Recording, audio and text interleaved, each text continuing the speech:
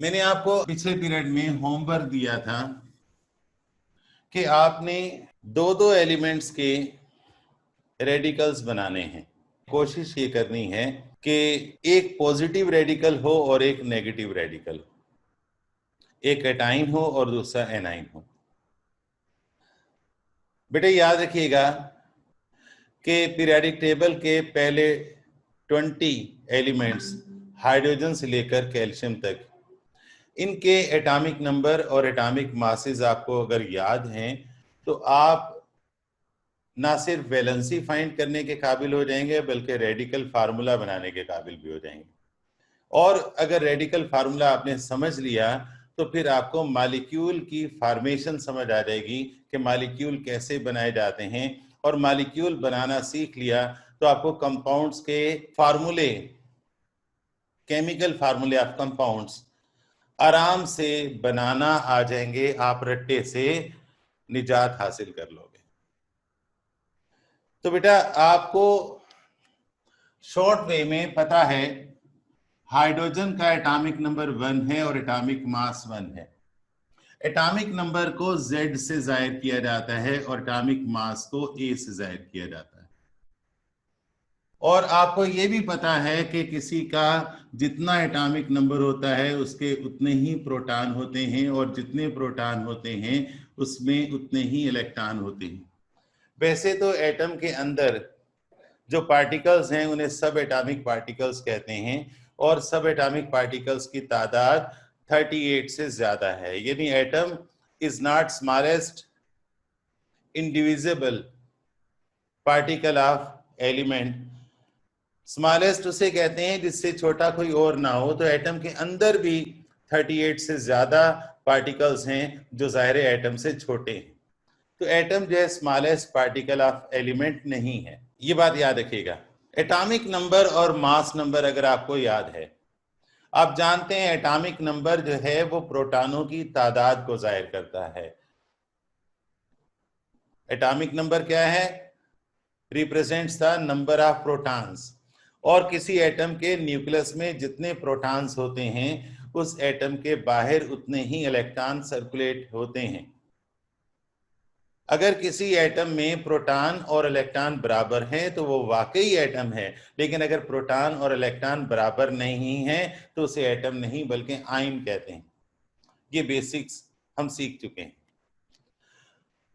Number of neutrons find करने का तरीका है कि आप एटॉमिक मास में से एटॉमिक नंबर माइनस कर दें। तो याद रखिएगा एटॉमिक मास जो है जिसे ए से जाहिर किया जाता है वो होता है नंबर ऑफ प्रोटॉन्स और नंबर ऑफ न्यूट्रॉन्स के सम के बराबर।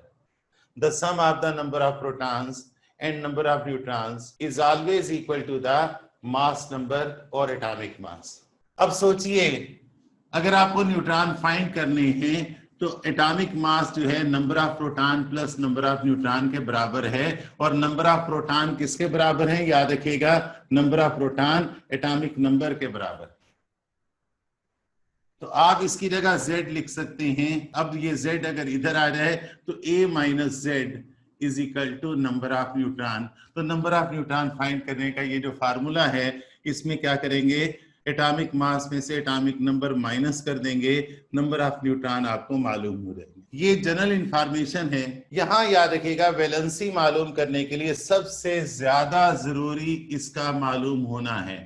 और किसी भी एटम का एटॉमिक नंबर देखकर आप फौरन बता सकते हैं, एटॉमिक नंबर देखकर आप फौरन बता सकते हैं कि उसमें कितने इलेक्ट्रॉन हैं। अब इसमें एक इलेक्ट्रॉन है तो याद रखिएगा कि हम एटम को जब बनाते हैं, एटॉमिक स्ट्रक्चर जब बनाते हैं तो सेंटर में न्यूक्लियस में प्रोटॉन और न्यूट्रॉन दोनों लिखते हैं और बाहर एक इलेक्ट्रॉन सर्कुलेट कर रहा है। This is the atomic structure. इस तरह हम बता सकते हैं कि इसके के शेल में, इसको के शेल कहते हैं पहला शेल, के शेल में एक इलेक्ट्रॉन है। और याद रखिएगा के शेल में ज्यादा से ज्यादा 2 इलेक्ट्रॉन हो सकते हैं। इस रूल को ड्यूप्लेट रूल कहते हैं। और ये अपनी ड्यूप्लेट स्टेट अचीव करने के लिए एक इलेक्ट्रॉन किसी एटम से ले भी सकता है और अपनी ड्यूप्लेट स्टेट को खत्म करने के लिए किसी को एक इलेक्ट्रॉन दे भी सकता है। अगर ये किसी से एक इलेक्ट्रॉन ले ले तो इसके प्रोटॉन तो एक ही है, इसका प्रोटॉन तो एक ही है और इलेक्ट्रॉन कितने हो गए? 2 हो गए, यानी इसका पॉजिटिव चार्ज 1 है और नेगेटिव चार्ज 2 हो गए। इस तरह इस पर नेट चार्ज जो आया वो -2 आया। This net charge is called valency. याद रखिएगा, इस शेल को हम वैलेंस शेल कहते हैं। इस शेल को हम वैलेंस शेल कहते हैं। वैलेंस शेल किसी भी एटम का आउटर मोस्ट इनकम्प्लीट शेल होता है और यहां वैलेंस शेल के है और इस शेल में जितने भी इलेक्ट्रॉन्स होते हैं उन तमाम इलेक्ट्रॉन्स को वैलेंस इलेक्ट्रॉन कहते हैं। इसके पास एक ही इलेक्ट्रॉन है। अब ये एक इलेक्ट्रॉन इसके लिए नाकाफी है, चुनांचे ये या तो एक इलेक्ट्रॉन किसी से लेगा या किसी को एक इलेक्ट्रॉन देगा, यानी ये एक इलेक्ट्रॉन किसी से ले भी सकता है और किसी को दे भी सकता है। तो जितने इलेक्ट्रॉन ये लेता है या देता है ये इसका वैलेंस नंबर कहलाता है। वैलेंसी को मैंने बताया था कि combining power of an atom with any other atom होती है और कोई एटम किसी दूसरे एटम के साथ कंबाइन करने की जो पावर रखता है वो अपने इलेक्ट्रॉनों की रिक्वायरमेंट के मुताबिक रखता है। जो एक इलेक्ट्रॉन दे सकता है या एक इलेक्ट्रॉन ले सकता है उसकी कंबाइनिंग पावर कम होती है। जो 2 इलेक्ट्रॉन देगा या 2 इलेक्ट्रॉन लेगा उसकी कंबाइनिंग पावर जाहिर है उससे ज्यादा होगी और जो 3 इलेक्ट्रॉन देगा या 3 इलेक्ट्रॉन लेगा उसकी कंबाइनिंग पावर जो है वो +3 या -3 होगी। तो याद रखिएगा, जो 4 इलेक्ट्रॉन देगा या 4 इलेक्ट्रॉन लेगा उसकी वैलेंसी या तो +4 होगी देने की वजह से या -4 होगी लेने की वजह से और उसकी कंबाइनिंग पावर जाहिर है उससे भी ज्यादा होगी। तो यहां ये एक इलेक्ट्रॉन किसी को दे भी सकता है, इसकी वैलेंसी +1 भी हो सकती है। एक इलेक्ट्रॉन किसी से ले भी सकता है, इसकी वैलेंसी -1 हो सकती है। जाहिर है किसी को एक इलेक्ट्रॉन दे देगा तो ये शेल ही नहीं रहेगा, शेल तो रहेगा इसमें इलेक्ट्रॉन नहीं रहेगा, इसके पास सिर्फ एक प्रोटॉन होगा और इलेक्ट्रॉन इसके पास बिल्कुल नहीं होगा। यानी पॉजिटिव चार्ज +1 है और नेगेटिव चार्ज 0 है तो नेट चार्ज इसका +1 होगा। अगर ये एक इलेक्ट्रॉन ले ले तो ऐसी सूरत में इसके पास प्रोटॉन तो 1 है लेकिन इलेक्ट्रॉन 2 हो जाएंगे और इसका नेट चार्ज जो है वो -1 हो जाएगा। ये जो चार्ज आता है किसी एटम पर उसे आयन बनाने के लिए आता है और आयन बनने के बाद उसे आयन भी कह सकते हैं, रेडिकल भी कह सकते हैं। चुनांचे इसका जो रेडिकल फार्मूला होगा वो होगा H+1 भी और H-1 भी। अगर इसका रेडिकल फार्मूला H+1 है तो इसका जो नाम होगा name of radical, name of radical जो है वो याद रखिएगा। अगर H+1 होगा तो इसे सिर्फ हाइड्रोजन ही बोलेंगे और अगर इस पर चार्ज -1 आ गया तो इस आयन को हम हाइड्राइड बोलेंगे। पॉजिटिव आयन को कैटाइन कहते हैं, ये कैटाइन कहलाएगा और नेगेटिव आयन को एनाइन कहते हैं। इस तरह आपने हाइड्रोजन के 2 रेडिकल फार्मूले बना लिए हैं। मैंने आपसे कहा था एक पॉजिटिव रेडिकल बनाना है, एक नेगेटिव रेडिकल बनाना है। अब आप अपनी मर्जी से पहले 20 एलिमेंट से कोई भी और चूज कीजिए। जैसे आपने ऑक्सीजन ले लिया 8 और 16, आप जानते हैं इसका एटॉमिक नंबर 8 है, इसका मास नंबर 16 है, इसमें प्रोटॉन्स 8 होंगे, इसमें इलेक्ट्रॉन्स उतने ही होंगे। प्रोटॉन 8 क्यों होंगे? याद रखिएगा जितना एटॉमिक नंबर होता है उतने प्रोटॉन होते हैं और ये भी याद रखिएगा जितने प्रोटॉन होते हैं उतने इलेक्ट्रॉन होते हैं। तो इसके पास 8 इलेक्ट्रॉन होंगे और न्यूट्रॉन फाइंड करने का फार्मूला है A माइनस जेड, इसका A 16 है और Z जो है वो 8 है। इस तरह इसके न्यूट्रॉन आपको मालूम होंगे। ये आपने फंडामेंटल पार्टिकल्स फाइंड किए हैं।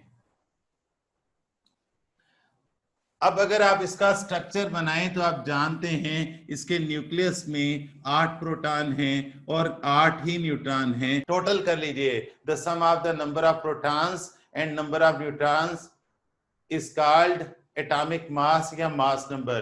तो 8 + 8 कितना हुआ? 16। मास नंबर कितना था? 16। आपने यहां इलेक्ट्रॉन डिस्ट्रीब्यूट करने हैं। के शेल में 2 इलेक्ट्रॉन डालने हैं, एल शेल में आपने 6 इलेक्ट्रॉन डालने हैं। इस तरह 4 इलेक्ट्रॉन डालिए और बकिया जो 2 इलेक्ट्रॉन हैं वो पेयर बना के डालिए। एक पेयर इसके साथ कर दीजिए, एक पेयर इसके साथ कर दीजिएगा। इस पेयर को लोन पेयर कहते हैं।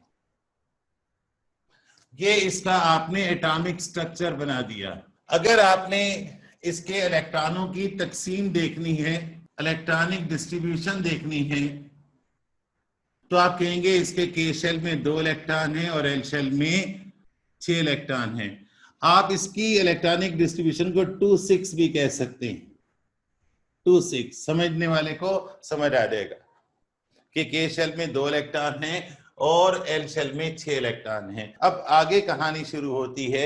आप कहेंगे कि इसका valence shell, outermost shell कौन होता है? Valence shell. वैलेंस शेल में कितने इलेक्ट्रॉन हैं?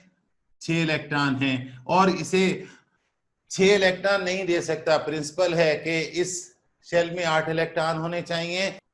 इस रूल को ऑक्टेट रूल कहा जाता है, ऑक्टा से निकला है ये। तो ऑक्टेट रूल है कि के शेल के अलावा बकिया तमाम शेल में 8 इलेक्ट्रॉन होने चाहिए। के शेल में दोनों इलेक्ट्रॉनों का पेयर नहीं बनाना। तो यहां पर ये 2 इलेक्ट्रॉन लेगा अपनी डेफिशिएंसी, अपनी कमी दूर करने के लिए किसी और एटम से 2 इलेक्ट्रॉन्स लेगा। जितने इलेक्ट्रॉन लेगा वो इसका क्या होगा? Valence number. जितने इलेक्ट्रॉन देगा वो इसका वैलेंस नंबर होगा। अब जरा गौर कीजिएगा, जिसके आखिरी शेल में 4 से कम इलेक्ट्रॉन होते हैं उसके वैलेंस इलेक्ट्रॉन और वैलेंस नंबर सेम होता है, लेकिन जिसके आखिरी शेल में 4 से ज्यादा इलेक्ट्रॉन होते हैं उसके वैलेंस इलेक्ट्रॉन और वैलेंस नंबर सेम नहीं होता। 4 से ज्यादा हो तो वैलेंस इलेक्ट्रॉन और वैलेंस नंबर सेम नहीं होता। अब जाहिर है ये 2 इलेक्ट्रॉन लेगा तो इसकी वैलेंसी -2 हो जाएगी। इस तरह से ये सिर्फ एक ही किस्म का रेडिकल बनाएगा और वो होगा O-2। चूंकि ये नेगेटिव रेडिकल बना रहा है, नेगेटिव रेडिकल को एनाइन कहते हैं, लिहाजा इसके एनाइन होने की वजह से इसका नाम चेंज हो जाएगा और वो होगा ऑक्साइड। जब भी कोई एटम इलेक्ट्रॉन लेता है तो भीख मंगू का नाम बदल दिया जाता है। याद रखिएगा, दिस इज एनाइन। एनाइन का नाम चेंज कर दिया जाता है। चलिए नाइट्रोजन देख लेते हैं, चलिए लिथियम देख लेते हैं। आप जानते हैं इसका एटॉमिक नंबर 3 है, इसका मास नंबर 7 है, इसमें 3 प्रोटॉन हैं, इसमें 3 इलेक्ट्रॉन हैं और 7 में से 3 निकल जाए तो इसमें 4 न्यूट्रॉन है। यानी इसके न्यूक्लियस में 3 प्रोटॉन और 4 न्यूट्रॉन। दिखा दीजिए 3 + 4 कितना होता है? मास नंबर के बराबर होता है। और आपने करना क्या है, इसके कितने इलेक्ट्रॉन हैं? टोटल 3 इलेक्ट्रॉन हैं। के शेल में आपने 2 इलेक्ट्रॉन रखे, एल शेल में आपने 1 इलेक्ट्रॉन रखना है।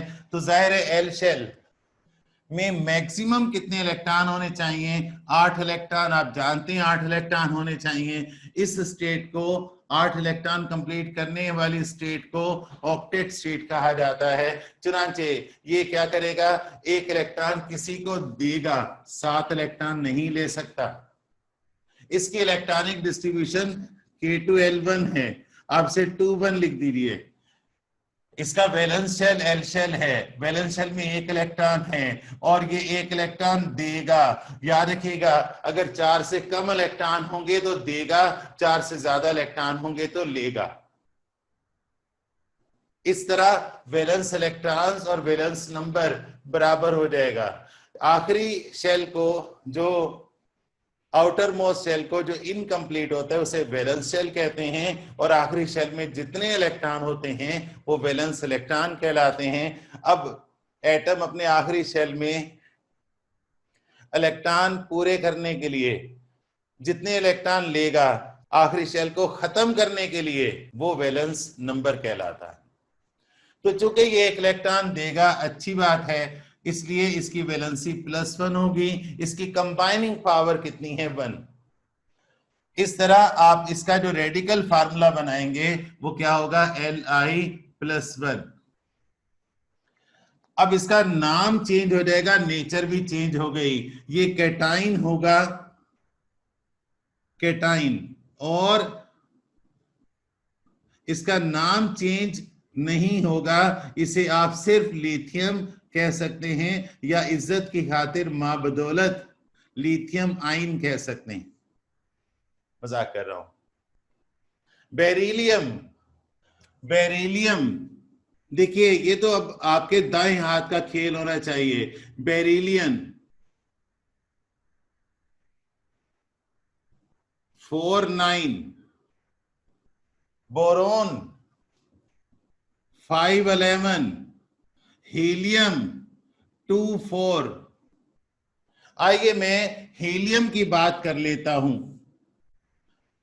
Z2 है, A4 है, 2 प्रोटॉन हैं, 2 इलेक्ट्रॉन हैं और 2 ही न्यूट्रॉन हैं। यहां आपने 2+2 कर देना है, और आपको पता है कि अगर आप इसका एटॉमिक स्ट्रक्चर बनाते हैं तो 2 ही इलेक्ट्रॉन थे जो के शेल में आ गए, तो इसका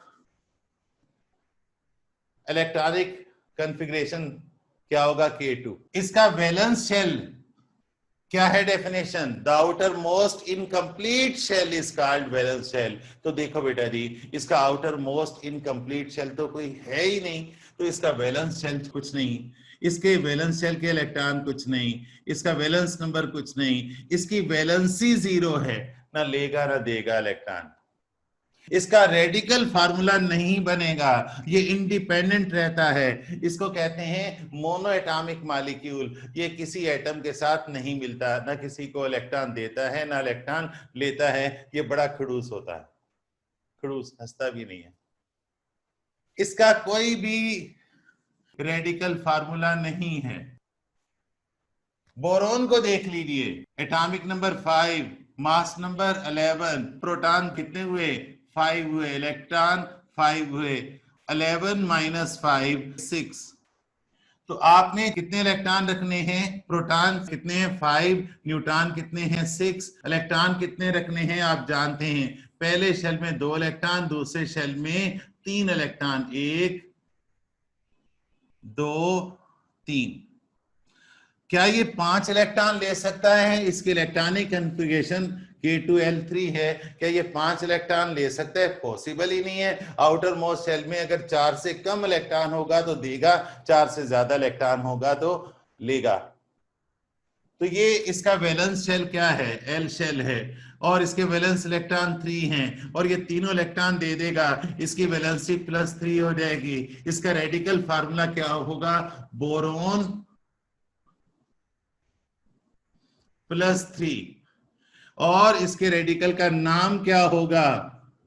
B+3। नाम क्या होगा? बोरोन आइन या सिंपली बोरोन, क्योंकि ये क्या है? ये कैटाइन है। आइए जरा नाइट्रोजन साहब को देखते हैं। नाइट्रोजन 7-14। आप जानते हैं कि देखो, ये मैं पहले मिटा देता हूं अपनी उंगली से ही, खाली जगह पुर कीजिए।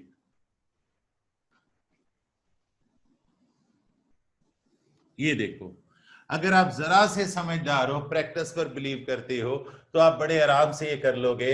इसका एटॉमिक नंबर 7 है, इसका मास नंबर 14 है, इसमें 7 इलेक्ट्रॉन हैं, 7 प्रोटॉन हैं और 7 ही न्यूट्रॉन हैं। K2L5 इसकी इलेक्ट्रॉनिक डिस्ट्रीब्यूशन होगी, और पहले शेल में 2 इलेक्ट्रॉन है, दूसरे में आपको पता है दूसरे में 5 इलेक्ट्रॉन होंगे। एक पेयर ये बना दीजिएगा, 5 इलेक्ट्रॉन हो गए 7 7, मास नंबर इसका 14, प्रोटॉन और न्यूट्रॉन का सम मास नंबर कहलाता है, एटॉमिक मास कहलाता है। वैलेंस शेल इसका स्टिल कौन सा है? एल। कितने इलेक्ट्रॉन हैं? 5 इलेक्ट्रॉन हैं। दे नहीं सकता, ले सकता है। कितने लेगा? 3। देखिए इसके साथ पेयर बनाने के लिए, इसके साथ पेयर बनाने के लिए, इसके साथ दोस्ती करने के लिए। तो आप गौर कीजिए, वैलेंस इलेक्ट्रॉन और वैलेंस नंबर दोनों सेम नहीं है, तो इसकी वैलेंसी क्या होगी? नेगेटिव होगी। वैलेंसी क्या है? The combining power of an element with another element. और कंबाइनिंग पावर का मतलब है कि एटम जो है कितने इलेक्ट्रॉन दे सकता है, कितने इलेक्ट्रॉन ले सकता है। इलेक्ट्रॉन देगा तब भी उसके साथ, जिसको देगा उसके साथ जुड़ेगा, और इलेक्ट्रॉन जिससे लेगा तब भी उसके साथ जुड़ेगा। तो इसका रेडिकल फार्मूला हुआ n-3। अब याद रखिएगा, आप इसे ऐसे भी लिख सकते हैं, लेकिन ये एटॉमिक नंबर है, ये मास नंबर है और ये वैलेंसी है। हम ये शो नहीं करेंगे, हम ये शो नहीं करेंगे। कर लें तब भी कोई हर्ज नहीं है। नेम ऑफ रेडिकल, अब जाहिर है ये नेचर ऑफ रेडिकल क्या है? कैटाइन। नेम ऑफ रेडिकल क्या है? नाइट्राइड। नाम बदल दीजिए। आइए जरा फ्लोरीन साहब को चेक करते हैं। मैं ये डिब्बे चेंज कर रहा हूं। Practice makes a person perfect. आप नोट कर रहे हो बड़ी तेजी के साथ। चलिए फ्लोरीन करते हैं, F919। अगर आपको एटॉमिक नंबर, एटॉमिक मास याद है, पिछले लेक्चर में मैंने कहा था कि जिसको एटॉमिक नंबर, एटॉमिक मास और सिंबल्स याद हैं वो बड़ा खुशकिस्मत है, वरना यार बड़ा हुआ याद है, सब कर सकता है। देखिए ये मैं मिटा रहा हूं, आपको तो लिखना पड़ता है, मैं तो अपनी उंगली से इसे मिटा देता हूं। देखिए मैंने इसको मिटा दिया। Fluorine atomic number 9, mass number 19, proton 9 है, इलेक्ट्रॉन 9 है, और ये 19 माइनस 9, न्यूट्रॉन 10 है। यहां पर प्रोटॉन 9 डाल दीजिए और न्यूट्रॉन 10 डाल दीजिए। वैलेंसी मालूम करने के लिए न्यूट्रॉन मालूम करने की जरूरत नहीं है। मैं आपको शॉर्ट ट्रिक भी बता चुका हूं, फिर एक बार फिर बता दूंगा। इसके पास, याद रखिएगा, इसके पास पहले शेल में 2 और दूसरे में 7 इलेक्ट्रॉन हैं, तो ये आपका एक लोन पेयर है, ये एक लोन पेयर है। अब इसे एक इलेक्ट्रॉन की किसी एटम से जरूरत है। ये किसी एटम से एक इलेक्ट्रॉन छीन भी सकता है, उसके साथ शेयरिंग भी कर सकता है, लेकिन ये बड़ा बेवफा है। मैं आपको बाद में बताऊंगा क्यों ये बेवफा है। एल शेल वैलेंस शेल हुआ। एल शेल में 7 इलेक्ट्रॉन है, एक इलेक्ट्रॉन लेगा, इसकी वैलेंसी -1 होगी, और इस तरह इसका रेडिकल फार्मूला F-1 होगा। इसका नाम होगा फ्लोराइड। आपने देखा दांतों के लिए बहुत जरूरी होता है फ्लोराइड, और ये एनाइन है, इसलिए तो इसका नाम चेंज किया था। आइए सोडियम देखते हैं, 1123। और हमें करना क्या है? सिर्फ ये करना है, सिर्फ ये करना है। मेरी उंगली काली हो गई थी ये करते करते। हमें ये करना है। Sodium atomic number 11, mass number 23, 11 proton है, 11 इलेक्ट्रॉन है, 23 माइनस 11 यानी 12 न्यूट्रॉन है। और आप जानते हैं इसका एटॉमिक स्ट्रक्चर बनाना हो तो के शेल में 2 इलेक्ट्रॉन और एल शेल में 8 इलेक्ट्रॉन, और यहां पर एक और शेल खुला खुला बना दीजिएगा, इसके पास 1 इलेक्ट्रॉन है, तो इसका इलेक्ट्रॉनिक डिस्ट्रीब्यूशन होगा K2L8 M1। इसका वैलेंस शेल अब M होगा, इसमें एक ही इलेक्ट्रॉन है, एक इलेक्ट्रॉन देगा, वैलेंसी +1 होगी। इसका फार्मूला होगा, रेडिकल फार्मूला सोडियम +1, और नेम क्या होगा? जस्ट सोडियम या सोडियम आइन, जो दिल चाहे। और नेचर ऑफ रेडिकल क्या होगी? कैटाइन। आइए अब हम क्लोरीन साहब को चेक करते हैं। 1735। तो आपने ये मिटाना है, मिटा दे अपनी हस्ती को अगर कुछ मर्तबा चाहे, कि दाना खाक में मिलकर गुलो गुलजार होता है। आपने ये मिटाना है। Chlorine atomic number 17, mass number 35, 17 proton, 17 electron, 35 minus 17, 18 neutron. यहां पर आपने 17 प्रोटॉन और 18 न्यूट्रॉन करने हैं और इनको तकसीम करना है इलेक्ट्रॉनों में, और जुबानी भी कर सकते हो, दिमाग इस्तेमाल कर लो। के शेल में 2 रखे, एल में 8 रखे, एम में 7 रखे, तो आपके पास ये 7 हो गया। अब पेयर बनाते जाइए। एटॉमिक स्ट्रक्चर की बात हो रही है, यहां पर भी 2 इलेक्ट्रॉन आएंगे, ये 6 हो गए, 1 इलेक्ट्रॉन यहां आ गया, तो ये क्या हो गया 2 + 8 + 7। ये जरा सा डिम नजर आ रहा होगा, किसी में डार्क भी करूं तो कैमरे की खराबी की वजह से डिम है। तो इसका वैलेंस शेल के भी नहीं है, एल भी नहीं है, कौन सा आउटर मोस्ट इनकम्प्लीट शेल है, एम है। वैलेंस इलेक्ट्रॉन इसमें कितने हैं 7, ये 7 इलेक्ट्रॉन दे नहीं सकता, 1 इलेक्ट्रॉन लेगा, इसकी वैलेंसी 1 इलेक्ट्रॉन लेने की वजह से ये वैलेंसी -1 हो जाएगी। और याद रखिएगा अगर इसने 1 इलेक्ट्रॉन ले लिया तो इसके पास 18 इलेक्ट्रॉन हो जाएंगे और न्यूक्लियस में 17 प्रोटॉन हैं, यानी प्रोटॉन कम रह जाएंगे और इलेक्ट्रॉन बढ़ जाएंगे। ये एटम नहीं होगा, इसको आप आयन कहेंगे, रेडिकल कहेंगे, और इसका रेडिकल फार्मूला क्या होगा Cl-1, और इसका नाम चेंज हो जाएगा क्लोराइड, क्योंकि ये एनाइन है। हर एनाइन का नाम चेंज हो जाता है, उसके पुराने नाम के कुछ लेटर्स आखिर वाले हटा के IDE लगा दिया जाता है। जैसे मैंने आपको बताया था ऑक्सीजन क्या हो जाता है, ऑक्साइड। चलिए कैल्शियम की बात कर लेते हैं। 2040, 20 प्रोटॉन, 20 इलेक्ट्रॉन्स और 40 माइनस 20 न्यूट्रॉन्स। आपने यहां पर प्रोटॉन्स और इलेक्ट्रॉन्स चेंज कर देने हैं। 20 के शेल में 2, एल शेल में 8, एम शेल में 8, तो ये 18 हो गए। और इसके बाद एक और शेल बनेगा, उस शेल का नाम रख दीजिएगा एन शेल, उसमें 2 इलेक्ट्रॉन होंगे, एक ये एक ये, जहां दिल चाहे अलग अलग बनाइए, पेयर में मत बनाइएगा। तो इसका इलेक्ट्रॉनिक डिस्ट्रीब्यूशन जो होगा ये होगा, और आप इसे 2882 भी लिख सकते हैं।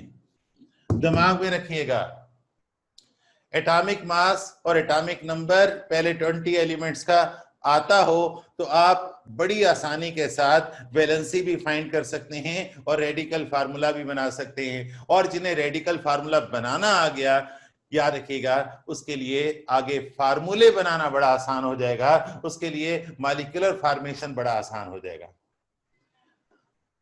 अब अगर मैं यहां पर कैल्शियम साहब को देखता हूं तो कैल्शियम का वैलेंस शेल ना के है, ना एल है, ना एम है, ना एन है, no no no no N है। इसमें 2 इलेक्ट्रॉन है, दोनों दे देगा, वैलेंसी +2 हो जाएगी, रेडिकल फार्मूला Ca+2 होगा। ये 2 इलेक्ट्रॉन दे सकता है।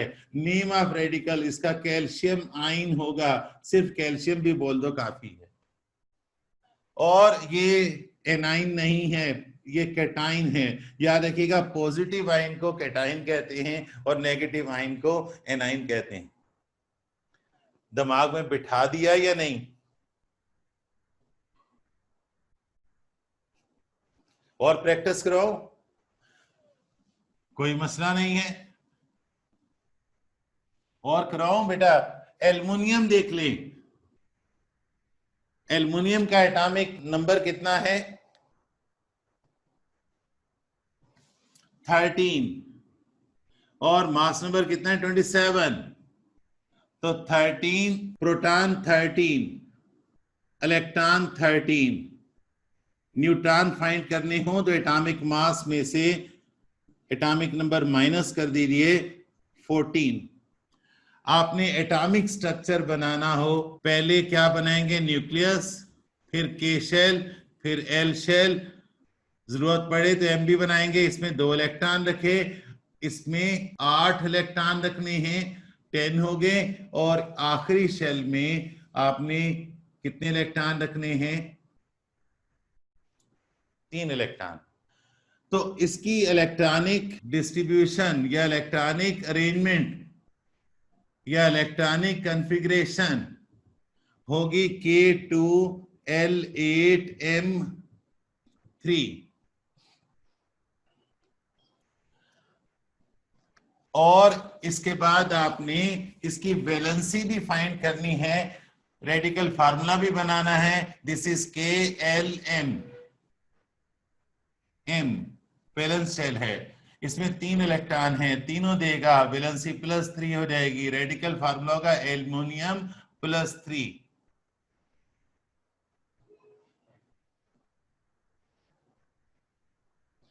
और नीम ऑफ रेडिकल होगा बस एल्यूमिनियम रेडिकल। और ये टाइप कौन सी है आप जानते हैं, ये कैटाइन है, देने वाला, एनाइन लेने वाला। आइए फास्फोरस को चेक कर लेते हैं। फास्फोरस का एटॉमिक नंबर और मास नंबर आपको याद होगा, 1531, 15 प्रोटॉन, 15 इलेक्ट्रॉन, 31 माइनस 15, 16 न्यूट्रॉन।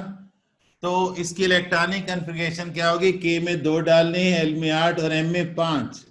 इसमें 5 करने हैं, 3 पहले से ही थे, मैंने 5 कर दिए। गौर कीजिएगा, अब मैं न्यूक्लियस को लिफ्ट नहीं करवा रहा, क्योंकि वैलेंसी या रेडिकल बनाने के लिए सिर्फ आपका ताल्लुक किससे होता है? वैलेंस शेल से होता है, इलेक्ट्रॉनों की तादाद से होता है। ये ज्यादा अहम है, याद रखिएगा, ये ज्यादा अहम है। नतीजा यही निकला। तो यहां अब हम आते हैं, जाहिर है ये इलेक्ट्रॉन लेने वाला है, भिखमंगा है, ये इलेक्ट्रॉन दे नहीं सकता, क्योंकि इसे इसके वैलेंस शेल जिसका नाम M है, वैलेंस शेल में 5 इलेक्ट्रॉन हैं। जब 4 से ज्यादा होते हैं तो लेने वाला बन जाता है, जब 4 से कम होते हैं तो देने वाला बन जाता है। चुनांचे इसका वैलेंस नंबर क्या होगा? 3। इसकी वैलेंसी -3 होगी। और फास्फोरस का फार्मूला होगा P-3। और इसका नाम आप मुझे बताइए, फास्फोरस का नाम क्या होगा? फास्फोरस का नाम होगा बेटा जी फास्फाइड। नाम क्यों चेंज किया? क्योंकि ये एनाइन बन गया।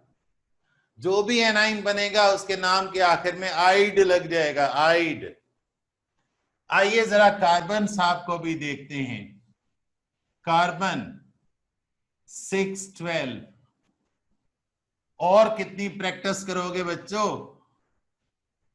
सारा कुछ किस पर डिपेंड करता है? कार्बन को देखिए, 612, 6 प्रोटॉन, 6 इलेक्ट्रॉन, 12 माइनस 6, 6 न्यूट्रॉन। अब आप जानते हैं कि आपको इसका जब एटॉमिक स्ट्रक्चर बनाना है तो 6 इलेक्ट्रॉन दिखाने हैं, और 6 इलेक्ट्रॉन दिखाने के लिए करना क्या है? के शेल में 2 इलेक्ट्रॉन हैं, एल शेल में जनाब कितने इलेक्ट्रॉन करने हैं? 4 इलेक्ट्रॉन।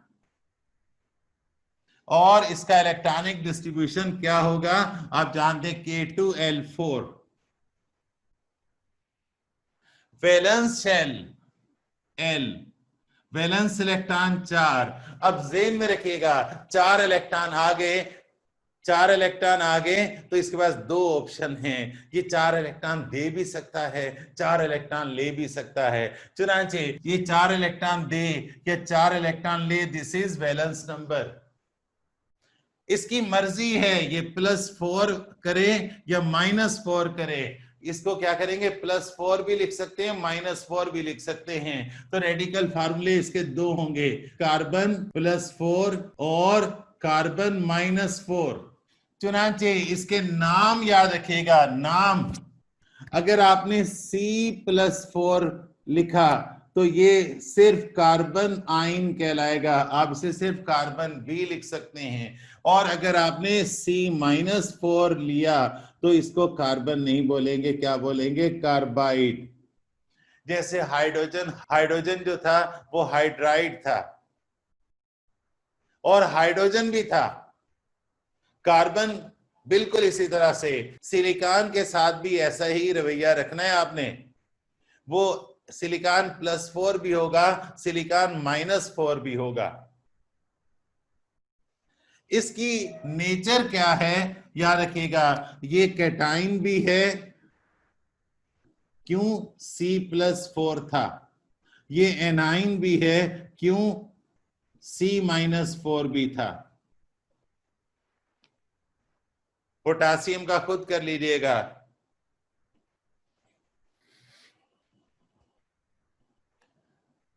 काफी प्रैक्टिस है बेटा जी। तो आज हमने रेडिकल फार्मूला बनाने की भरपूर प्रैक्टिस की और आपने समझ लिया कि आपकी नॉलेज का दारोमदार आपकी थोड़ी सी एफर्ट पर है। और वो थोड़ी सी एफर्ट बहुत मामूली है और वो गैर जिम्मेदार स्टूडेंट नहीं करते। इस वजह से केमिस्ट्री बहुत मुश्किल लगती है। और वो क्या है, जितना पॉसिबल हो सके एटॉमिक नंबर और एटॉमिक मास याद कीजिए, क्योंकि उसी की मदद से आपको सारी इस तरह की इंफॉर्मेशन का पता चलता है। वैलेंस शेल कौन है, वैलेंस इलेक्ट्रॉन कौन है, वैलेंस नंबर कौन है, वैलेंसी कैसे निकालेंगे, रेडिकल फार्मूला कैसे बनाएंगे। और जिसको रेडिकल फार्मूला बनाना आ गया उसने एटम को एटम से जोड़ के मॉलिक्यूल बना दिया। क्योंकि आप जानते हैं द कॉम्बिनेशन ऑफ 2 और मोर एटम्स इज कॉल्ड मॉलिक्यूल। आपको यह भी याद रखना है कि यहाँ कुछ खड़ूस एटम हैं जो किसी से मिलना नहीं चाहते। और वो कौन कौन से हैं? Helium, neon, argon, krypton. क्योंकि इनके आखिरी शेल में 2 या 8 इलेक्ट्रॉन पूरे होते हैं, इन्हें किसी से इलेक्ट्रॉन लेना या देना नहीं पड़ता। चुनांचे इनको नोबल एलिमेंट्स या नोबल गैसेस भी कहते हैं और इनर्ट गैसेस भी कहते हैं। हीलियम, नियान, आर्गन, क्रिप्टॉन, इनकी वैलेंसी 0, किसी से मिलते नहीं हैं। ये वन मैन आर्मी की तरह होते हैं, किसी से नहीं मिलना, पार्टी में ऐसे ही फारिग बैठे होते हैं, किसी के साथ पेयर नहीं बनाते। चुनांचे याद रखिएगा कि ये किसी के साथ मिलते नहीं हैं तो मॉलिक्यूल भी नहीं बनता। इसलिए इन एटमों को मोनो एटॉमिक मॉलिक्यूल भी कहते हैं। इन एटम्स को कहते क्या है? Mono atomic molecules. अब ज़हन में रखिएगा, कोई एटम अपने जैसे एटम के साथ मिलेगा तो ये होमो एटॉमिक मॉलिक्यूल होगा। जैसे हाइड्रोजन हाइड्रोजन से मिला, होमो एटॉमिक मॉलिक्यूल। ऑक्सीजन ऑक्सीजन के साथ मिला, होमो एटॉमिक मॉलिक्यूल। नाइट्रोजन नाइट्रोजन के साथ मिला, होमो एटॉमिक मॉलिक्यूल। क्लोरीन क्लोरीन के साथ मिला, होमो एटॉमिक मॉलिक्यूल। यानी एक जैसे एटम आपस में मिलेंगे तो ये मॉलिक्यूल जो बनेगा क्या कहलाएगा? होमो एटॉमिक मॉलिक्यूल। और अगर डिफरेंट एटम आपस में मिलेंगे तो मेरे बच्चों को ये कहलाएगा हेट्रो एटॉमिक मॉलिक्यूल। क्या कहलाएगा? Hetero atomic molecule. देखें, 3 तरह के मॉलिक्यूल होते हैं। What is molecule? The combination of 2 or more than 2 atoms is a molecule. और मॉलिक्यूल की 3 टाइप्स होती हैं, monoatomic molecule, homoatomic molecule, heteroatomic molecule. Monoatomic molecule, mono का मतलब होता है 1, ऐसा मॉलिक्यूल जिसमें एक एटम हो। और ये खड़ूस एटम कौन से होते हैं जो किसी से नहीं मिलते? Helium, neon, argon, krypton, xenon भी होता है। इन्हीं के ग्रुप में जितने भी हैं ये सारे मोनोएटॉमिक मॉलिक्यूल्स हैं। ये 8A ग्रुप कहलाता है पीरियोडिक टेबल में। पीरियोडिक टेबल देखिएगा जरूर। दूसरी तरह के मॉलिक्यूल तकरीबन 7 हैं, इन्हें कहते हैं होमोएटॉमिक मॉलिक्यूल्स। ये ऐसे मॉलिक्यूल्स हैं जो अपने एटमों के साथ, अपने जैसे एटमों के साथ मिलना पसंद करते हैं, जैसे औरों के साथ भी मिलते हैं, बड़े मिलनसार होते हैं। हाइड्रोजन हाइड्रोजन से मिलेगा, क्लोरीन क्लोरीन से मिलेगा, ऑक्सीजन ऑक्सीजन से मिलेगा, नाइट्रोजन नाइट्रोजन से मिलेगा, फ्लोरीन फ्लोरीन से मिलेगा, ब्रोमीन ब्रोमीन से मिलेगा, आयोडीन आयोडीन से मिलेगा। 8A ग्रुप वाले क्या हैं? मोनोएटॉमिक मॉलिक्यूल्स, और उन्हें नोबल गैसेस भी कहते हैं, इनर्ट एलिमेंट भी कहते हैं। और 7 ऐसे एटम हैं जो औरों के साथ तो मिलते हैं, अपने साथ लाजमी मिलते हैं। इन्हें कहते हैं होमो एटॉमिक मॉलिक्यूल्स। एक जैसे एटमों के मिलने से जो मॉलिक्यूल बनता है वो होमो एटॉमिक मॉलिक्यूल कहलाता है, और जो डिफरेंट एटम से मिलकर बनता है मॉलिक्यूल उसे कहते हैं हेटेरो एटॉमिक मॉलिक्यूल। जैसे कार्बन और ऑक्सीजन मिलकर कार्बन मोनोऑक्साइड बनाए, कार्बन डाइऑक्साइड बनाए, H2O पानी का मॉलिक्यूल है, NaCl सोडियम क्लोराइड आप जो साल्ट खाते हो उसका मॉलिक्यूल है, HCl और ग्लूकोज का मॉलिक्यूल है, सुक्रोज का मॉलिक्यूल है, बेतहाशा ऐसे मॉलिक्यूल्स हैं जिनमें जो एटम्स होते हैं वो सेम नहीं होते, डिफरेंट होते हैं।